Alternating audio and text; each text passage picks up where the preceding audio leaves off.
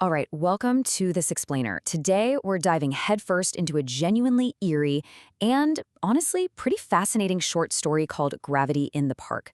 We're going to step right into the mind of a conspiracy theorist named Derek.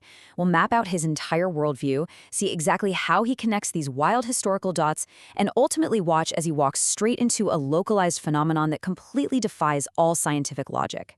It is a wild ride through internet theories, local history, and some really heavy supernatural suspense. So, what actually happens when a conspiracy theory suddenly becomes real? I mean, it's the ultimate mystery box, right? For most of us, conspiracies are just, late night internet reading. It's just a way for human psychology to cope with an unpredictable world. We look for patterns where there probably aren't any. But what happens when the literal fabric of reality starts bending to match those bizarre theories you've been reading about? To really grasp the sheer shock of this story's climax, we first need to rewind a bit and look at how our main character processes the world around him. Let me introduce you to Derek. He's a guy who's been absolutely obsessed with conspiracy theories for basically as long as he can remember. He's endlessly fascinated by these grand, hidden narratives. And look, even when the scientific community easily debunks these theories, for Derek, it doesn't matter. The debunking doesn't diminish his intrigue one bit. He is a hardcore pattern seeker. He's constantly looking for the hidden truths buried beneath official public stories, totally driven by that deep human desire to uncover order in a chaotic world. Now, Derek's introduction to this whole clandestine world started with the big ones. We're talking the absolute classics, the moon landing falsification theories and the John F. Kennedy assassination theories. These were the mega conspiracies. They essentially trained his mind to question the accepted historical record and always look for that hidden hand pulling the strings behind major events. Honestly, they set the perfect foundation for how he'd later interpret much stranger, highly local anomalies. His whole worldview was shaped by a digital landscape that was just awash with internet videos, and he focused on some highly specific claims. You've probably heard them, things like the astronauts' boots supposedly not matching the footprints left on the lunar surface, or the American flag waving where there's zero atmosphere, and that eerie lack of stars in the background of the pictures and video broadcasts.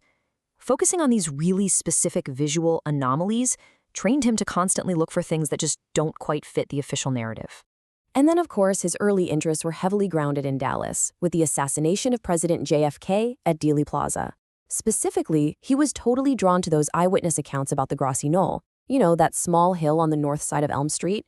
A lot of eyewitnesses back then thought at least one shot came from the right front of the motorcade, right from that knoll.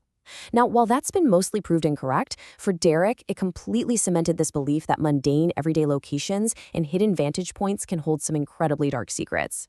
But here is where things get genuinely weird. While Derek cut his teeth on those massive global conspiracies, a much newer, highly localized phenomenon started surfacing online. It was all mixed in with the latest UAP, or Unidentified Anomalous Phenomenon, abduction stories. Except this wasn't happening in Dallas, and it definitely wasn't on the moon. This was happening way closer to home, in Stockton-on-Tees, to be exact. Specifically, it all centered around an area called the Castlegate Center, which had just gone through this massive redevelopment. What makes this local mystery so incredibly bizarre is the timeline. We are not just talking about a modern UFO story here. The rumored Derek uncovered connected the deep, deep historical roots of Stockton-on-Tees to a modern-day mystery. This timeline literally stretches from the medieval era, jumps forward to a painting from circa 1650, and goes all the way up to modern-day UAP abductions and an urban park redevelopment. It is a complete tapestry of the bizarre, and it perfectly aligns with Derek's pattern-seeking brain. So let's take a closer look at that 1650 anchor point. The conspiracy claimed that a painting on display at the nearby Preston Park Museum actually held a secret map.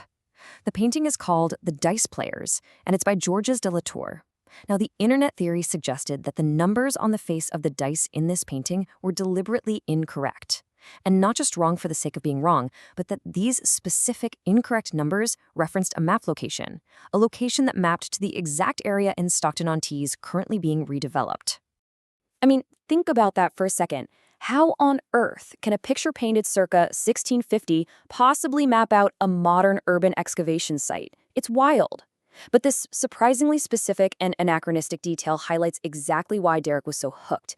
It's the ultimate conspiracy puzzle. It bridges centuries of history with a modern municipal project, implying some grand, hidden design spanning hundreds of years right in his own backyard.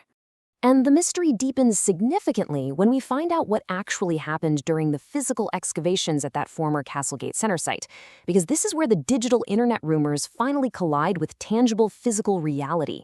The construction crews digging up the area didn't just find dirt and old building foundations. They unearthed something much, much older, pushing our timeline back even further into the past. This is the detail that changes absolutely everything. The crews found medieval tunnels.